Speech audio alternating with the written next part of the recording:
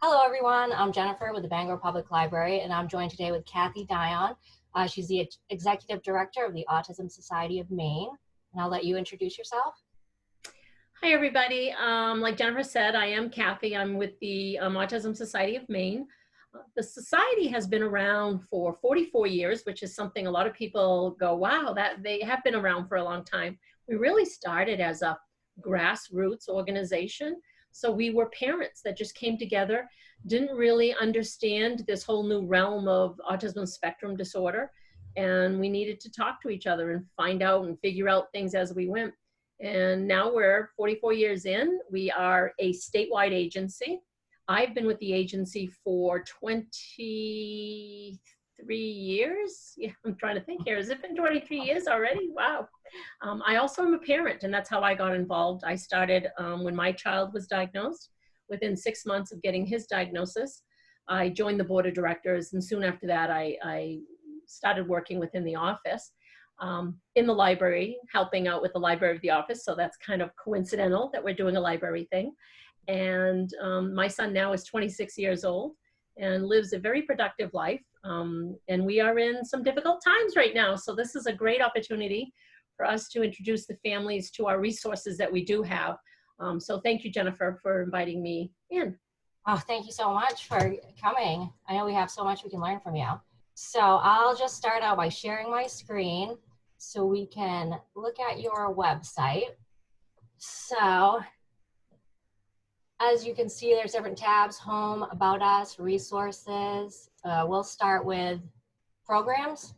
Yeah, let's start with looking at our programs. We'll do the family retreat. I think that's one of the areas that we've been running a family retreat for well over 30 years.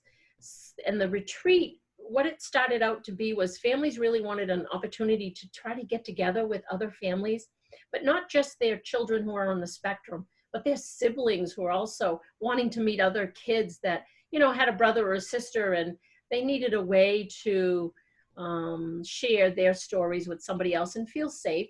So the society started this a long time ago, and we typically do the retreat at a college setting. So families stay in dorm rooms, but the kids all participate.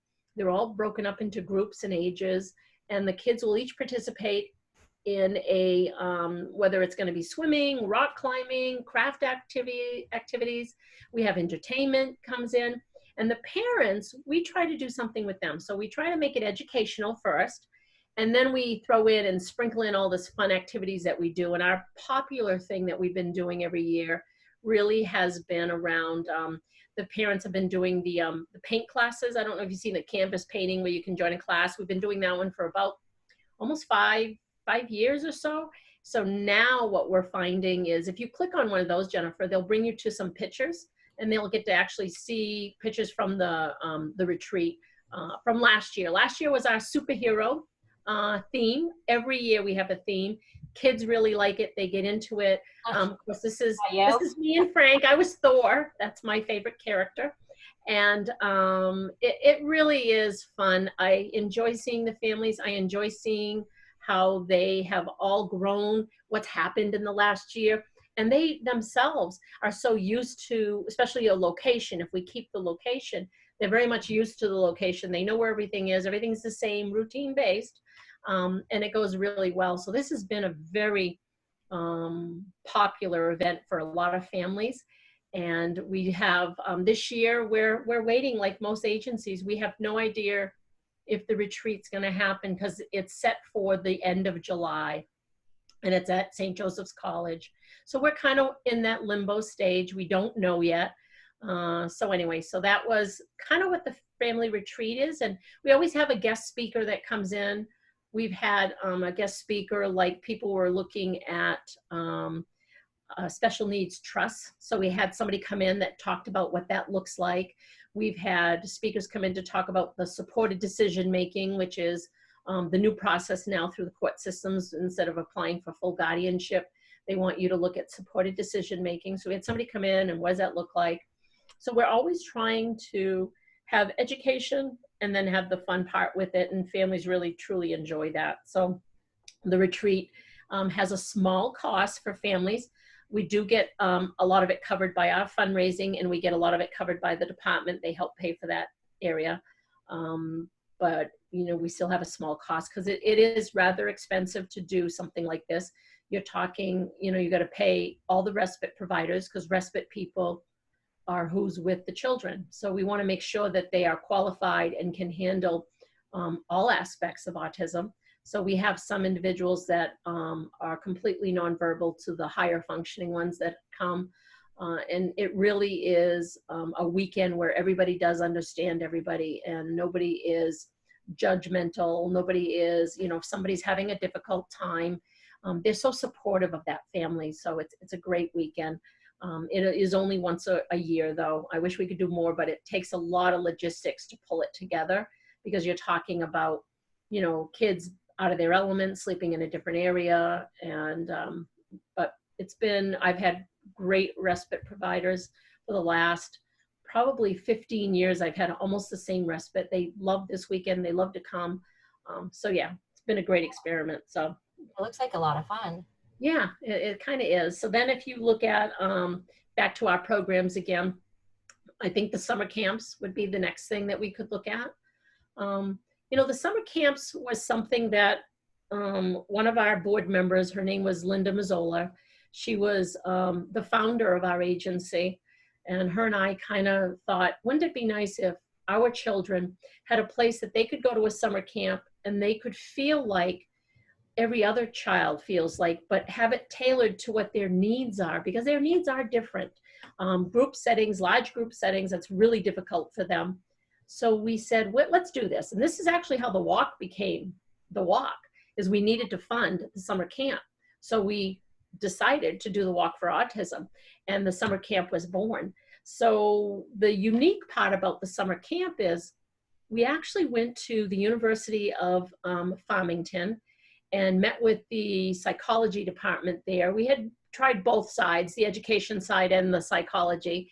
Psychology was the one that was very interested. At the time, the education wasn't on board as much, and I don't know if they were just in transition, but psychology said, I love this idea. We'll offer this as a class. So not only will college students sign up and pay for their class, they're gonna be your one-on-ones for the summer camp for the kids. And just that alone, it serves two purposes. It keeps the camp costs low, plus it's adding to the field of autism. So these students are taking this as a class and they're gaining so much experience that when they go into the field, they've already met sometimes 12 different kids on the spectrum. In the beginning, we were doing, our summer camp was 4 weeks long. We had 2 weeks of older kids and 2 weeks of younger kids. So they could have access to up to 24 different individuals on the spectrum. And, you know, that went years and years and years. And then we had the Finding the Pieces camp, which is based in Biddeford. So we already had the Farmington established. We now met up with the city of Biddeford and the University of New England. And all three of us sat down and they liked our camp based on Farmington. They wanted to offer something in Biddeford. So we really have another camp that started. And that one's been so fantastic because that one from the University of New England, they're all almost all occupational therapy students. So they already have a sense of what some kids may be going through sensory-wise or whatnot. And they do the same thing. They have activities that they prepare. They have field trips that they go on. And these camps can be run at such a lower rate because we're utilizing students who are taking this and getting a credit for this, or credits, because they are more than one credit.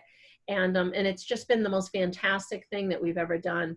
So these camps, we do know this year, due to the coronavirus, the Farmington camp has been canceled, and we're very sad about that. We thought maybe we could hold it, but at this point, Farmington is not open, their campus is not open, and they wouldn't allow their students to do something off campus because both camps are not held on the college campus. They're each held in different locations because you want it to be somewhat camp fun, right? So Farmington has already canceled that camp. And we're waiting to hear from the UNE. We're still in hopes that UNE may be able to hold theirs. Camps aren't until August, so we still have a little bit of time. So we will know what happens with that. But as you can see, camp has theme days, just like our retreat. We deal with themes, and the students get into it as much as the, we call them campers, as much as the campers get into it. Some of them just, it really is about their socialization and how they interact with their peers, and how can we help with that. And the nice part about the camp from the Farmington perspective is not only do the students participate, you know, with the camp, but eventually campers, they grow up, and those campers that grow up end up participating as a junior counselor at camp. Oh. So they were in camp, and now they're given the opportunity to help another child that's just like them. And what it does for that individual, I can't even explain that. It really helps them grow in bounds and leaps. And we do the same thing at our family retreat weekend. So people that are in, kids that are in the respite, getting respite services during the weekend, are now respite providers 10 years later as they're growing, because they want to give back to the kids what they received. It's really remarkable. And I think that we are encouraging people to understand autism looks very different on many different levels. And that's what we are hoping to showcase. So those are the, you know, the retreat and the summer camp are pretty much big programs through the society.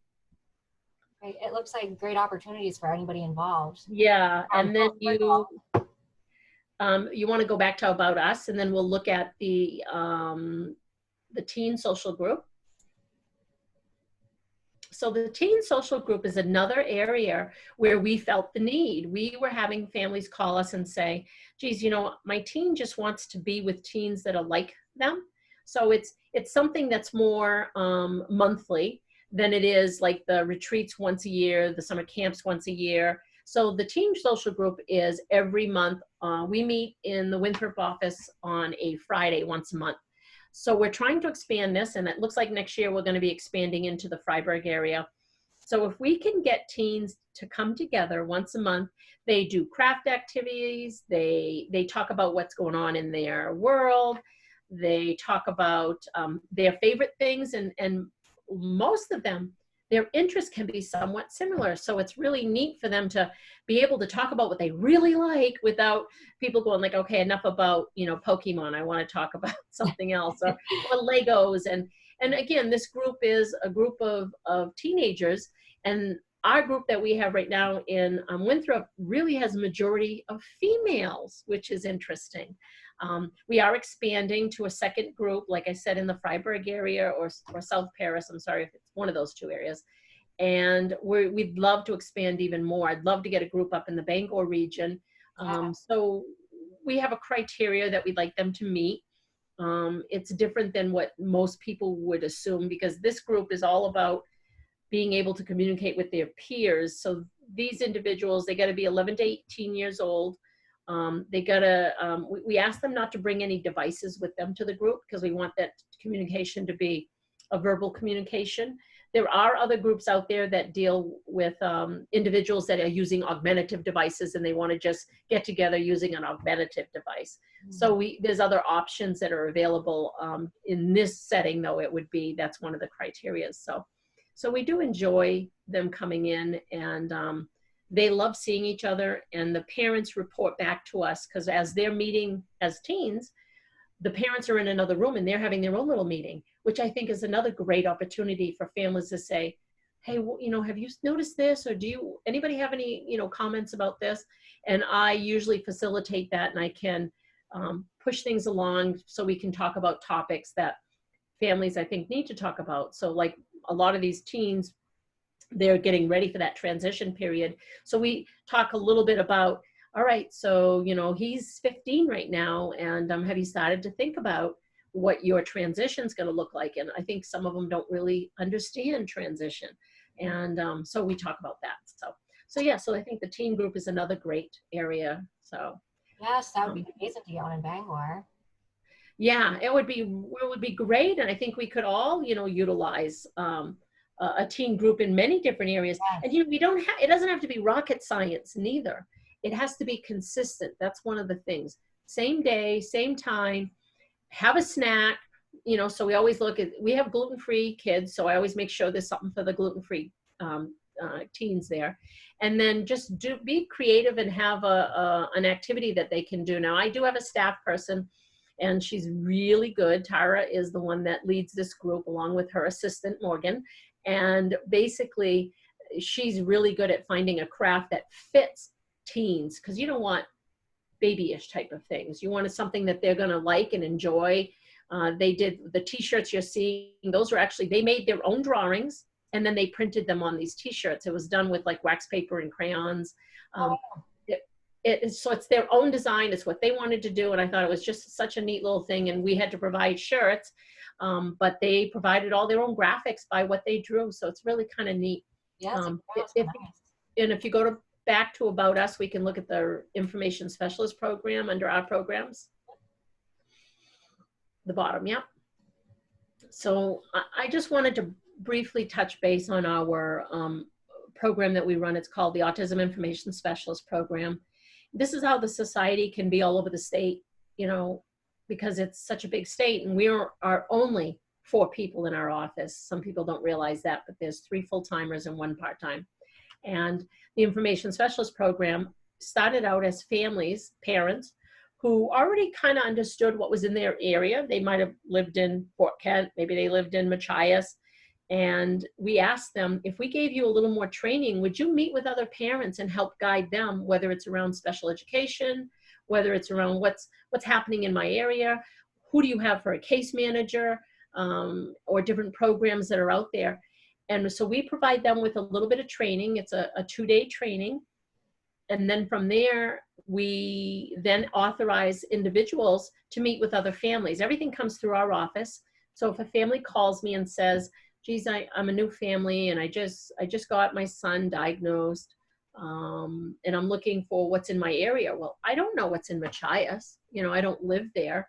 And so I would look to our individuals that we have in Machias, and what they would do is then they would contact that family, and we would provide them with why don't you meet with them for up to 3 hours and then report back to us. So they have documentation they'd have to fill out, but we pay them. We pay them mileage, and we pay them a stipend per hour.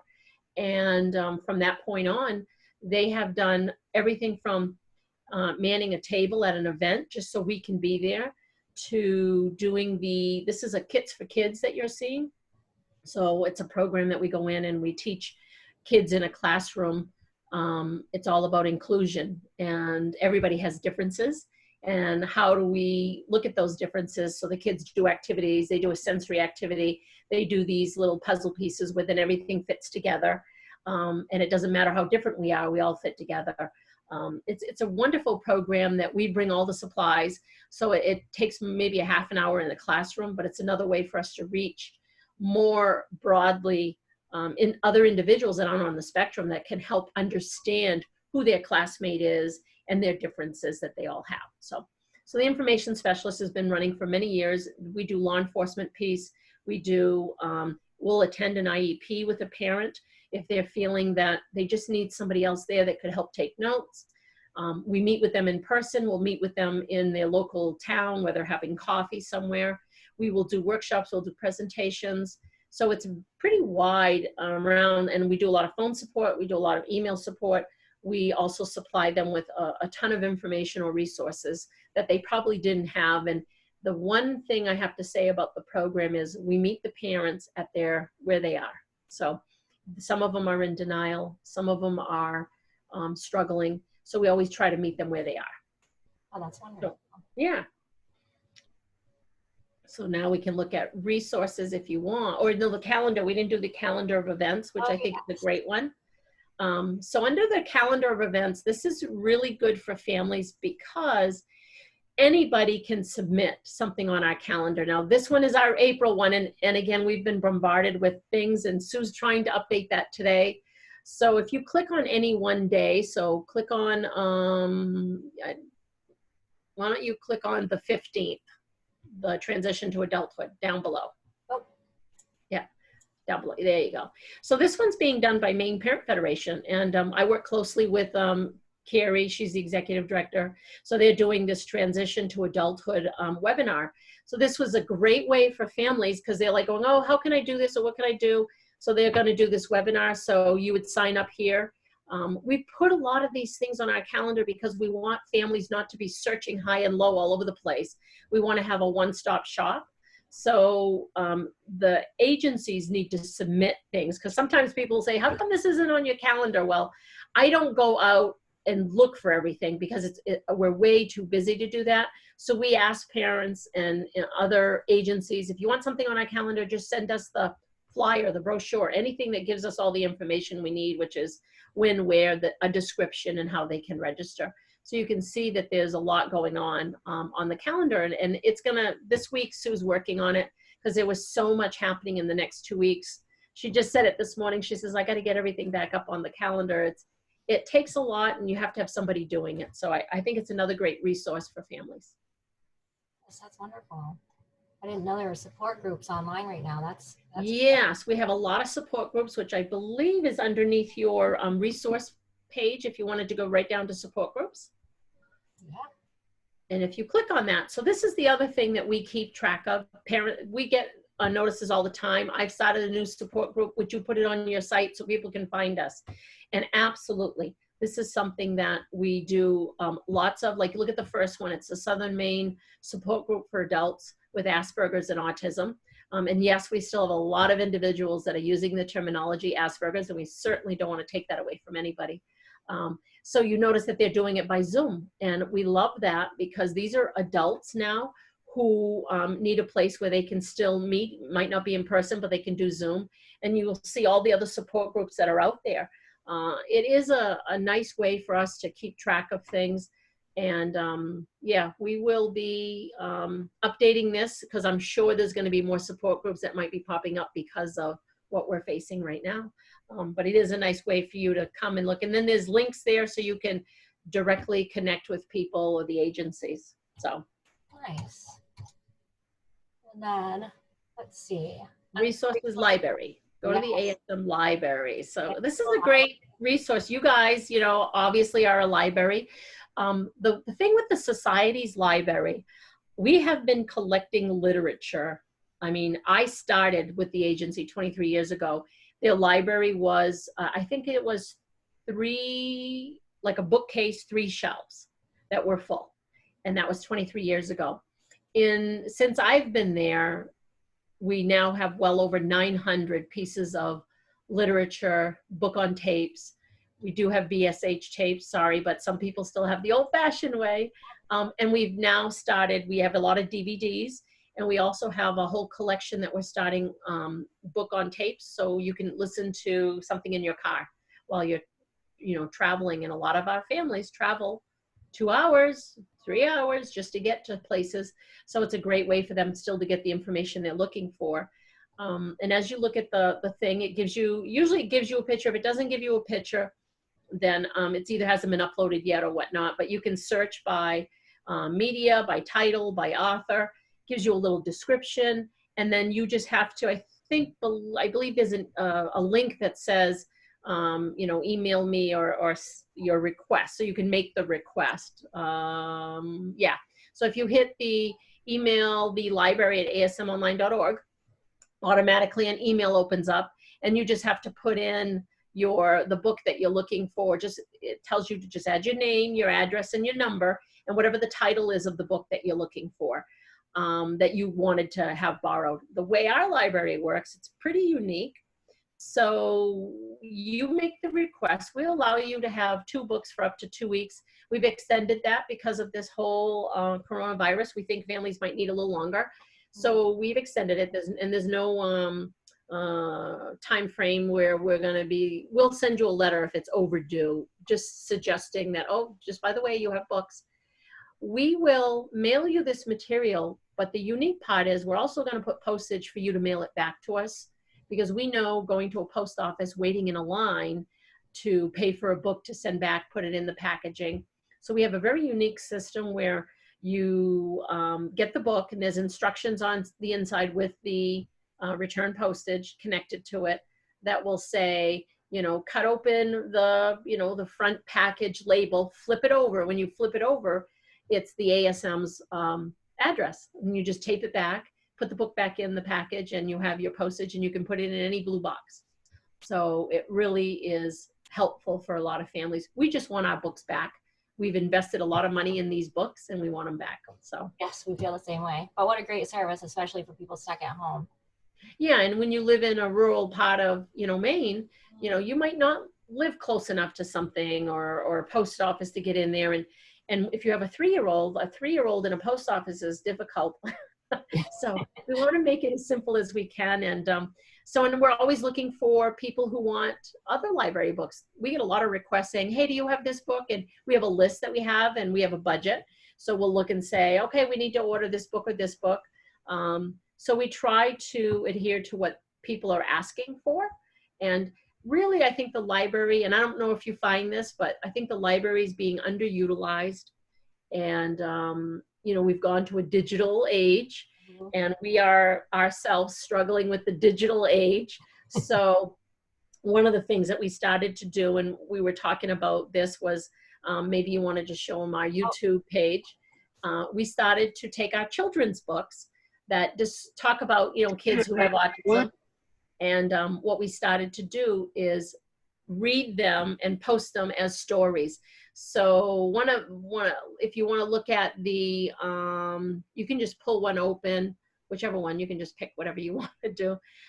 But we've taken some popular ones, and so it's very simple. Tara just takes the book. She goes ahead and says what the title is, who the author is, and the illustrator. And then we start reading the book. So that way kids have a way of having a story read to them, and it might occupy them for however long. Each book is no more than 5 minutes. Some of them are 8 minutes. So at least it's something. And we've put a lot of these on. Ella Bean, the drama queen, is a very good story. And it really does talk about, these are mainly autism based. There's a couple thrown in there that aren't really autism based. I think we have a Sesame Street one where he goes to the doctor or something. Or yeah, Big Bird goes to the doctor. That one's not really autism based, but it's a good one because, you know, he's afraid to go to the doctor, and many of our kids are. So anyway, we've decided to do that just to add to our library. Many people are doing right now. It's just something that, so I thought that was something neat that we are doing, along with posting all of the webinars and everything else that we're doing. So yeah, that was a neat little segment into that, right? Yes. Well, let's talk about the webinars too then. Yeah. They're all on Facebook, right? Yeah, the webinars are going to be posted on our Facebook. So one of the ones that we're doing frequently is this one that you see. It's called Coffee and Conversation with Cathy, which is myself. We just thought, you know, during this time, and again, we never did this, so we weren't sure. We thought, wow, I wonder if families just need to ask questions, or just they want to have something to talk about with another parent.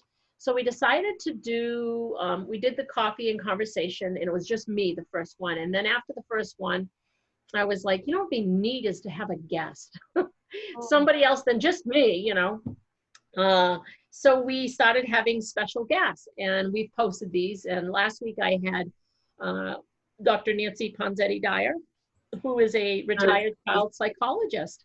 And so they're all recorded and then posted. You can either watch it live on Facebook, or you can wait for it to be posted and then see it after. I've had Dr. Jim Ball and a speech and language pathologist come on with him. We really do have a lot of great individuals who are willing to sit and talk and answer questions and help families through this area. So this Friday, I'm having Karen Hussman. She is a professor with the University of New England. She actually is the person that we started to collaborate with to run the summer camp down there.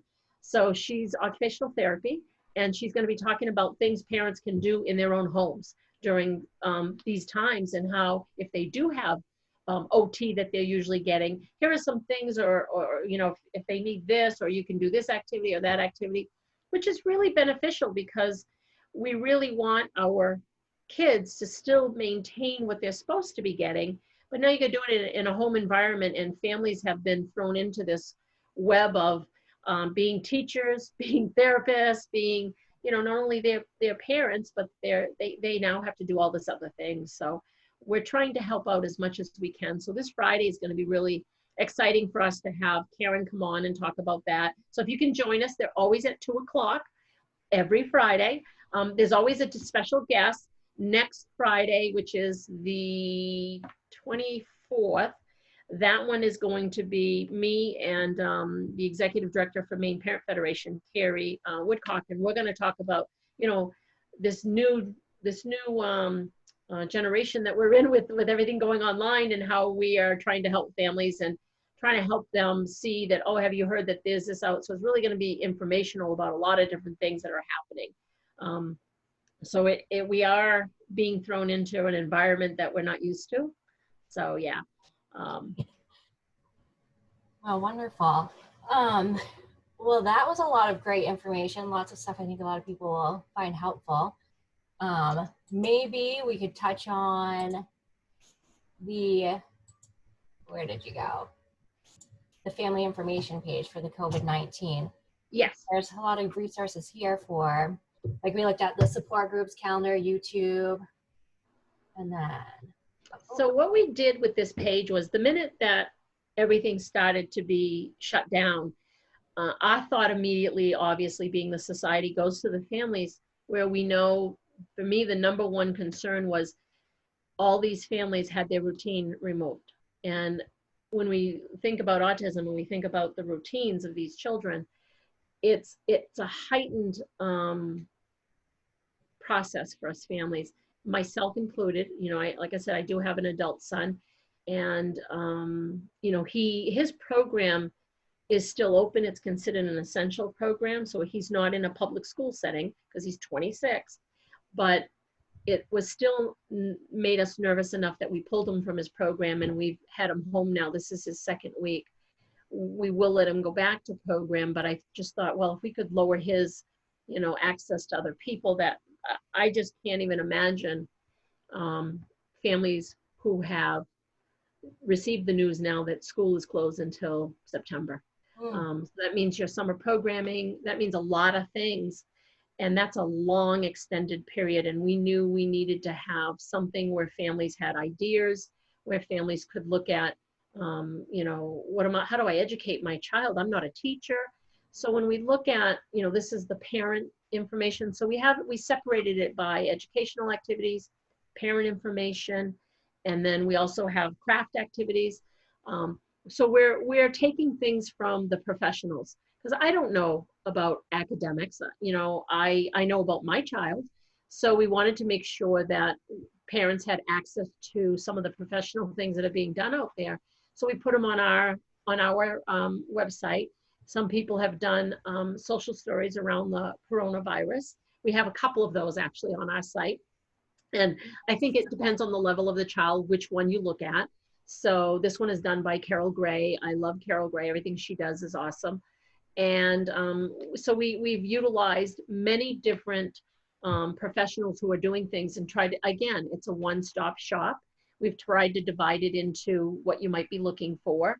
If you go down to like the NASA space place, now people was really talking about this one. So we were like, oh, you know, let's put this one. And this one has so many things with it. And I was like, oh my word, look at everything here.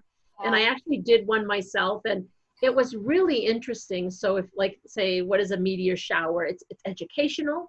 It showed you these pictures, and it gave you these examples. I just loved what they were doing. So I think, you know, some families who have a child with a specialty, who are really fascinated with stuff, you may be able to look at some of these sites and say, oh, this is great. You know, my son really has this fascination with, you know, the sky, or with the moon, and I just found that those were very, very good and well done. And they probably have been here forever, but in this environment, people are now really showcasing what they've had on their websites. And that's what I like about it. So that's what this is about. We have definitely signed these up, like you have your Cincinnati Zoo live Facebook stream every day at 3, which I think is great. It gives you, you know, every day at 3, it walks them to, I think, a certain animal or something, and you get to get information about that animal live. So, and then we did craft activities. There's a lot of families looking, what can I do with my child? They need to have some sort of activity. And some of these things were things that we've done with the teen group, you know, just because we know that when kids are busy using their hands, then they're more apt to talk about things, they're more apt to share things. And it's also a great learning way to teach kids while they're busy working with their hands. So you'll find, you know, a bunch of crafts, and then you'll get into family games and activities.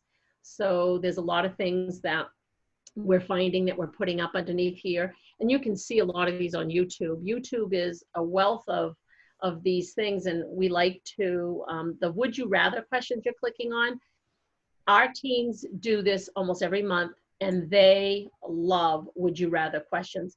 It was so popular with the teens that when I did the family retreat last weekend, I did it with the parents as we were all having a session, and they really enjoyed that. So I think sometimes you got to think outside of the box. And I love how some families are playing games virtually, and they might have the same board game and they're trying to spin, and then they show their board game and they're like, look, this is where I am. So it is kind of interesting. It takes a little longer, but you know, it certainly does pique people's interest and go, oh, I could do that. What about if I do that? And then we have our line of videos. We have our line of book on videos. We have ebooks that somebody was sharing with Sesame Street, I believe. So it's just a wealth of stuff. And this page is being added to it almost daily. I'm getting something that somebody sends and says, hey, this is a great thing. I loved it. And then I'll ship it over to Sue and say, Sue, can we add this to the page? Like I said, she's catching up today on some things on the calendar. And then the website is an evolving everyday piece. And then we also gave our emails on the top. So everybody could reach us if they need. So you can see where, obviously I'm the executive director. And then you see Sue where it says Facebook, website, and events. Those actually are great ways for you to connect with us if you're looking at. These are our normal, you know, about us and what our building looks like. It's just the house. So we're currently on the first floor. We rent. This building is owned by the United Methodist Church. And on the top floor is called Tabitha's Closet. It's a free clothing. And every other Saturday, they have people lined up waiting to come in to go upstairs and get free clothing. They're given 2 bags and they can take whatever they want. It is a wonderful thing. And we're seeing a lot right now. Obviously that's not running because they're not having people come in. My building is closed. We are mostly all working from home. I go in twice a week just to get the mail and, you know, pay some bills that need to be paid there, but we're basically all running from home right now. So, yeah. Yeah, we're doing the same thing. Is there anything else you'd like to cover on the website before we finish up? No, I think that, you know, we also have our store. I'm not sure if people are interested. People are always interested in, oh, they want to buy something that's autism based. So we do try to keep things available for people. Those are chewies that you see. That's a sensory necklaces. And then we have all the autism awareness stuff. So we do have a store and we ship everything out. You can order everything right online and then we will ship it and box it out to you. And if you're interested in something particular, you can always check in and Tara usually will be able to find something for you. So, yeah. Nice. Okay. Well, thank you so much for doing this today. Really appreciate all the information that you're getting out there to everybody and what you're doing with your website and going online. So I just will say bye, I guess. I know it is. And thank you very much for, you know, having us on, and the society's here to do in-person workshops or presentations. So if anybody's looking for that, you know, feel free to contact us, and our services are free of charge. So, okay. Well, thank you very much. All right.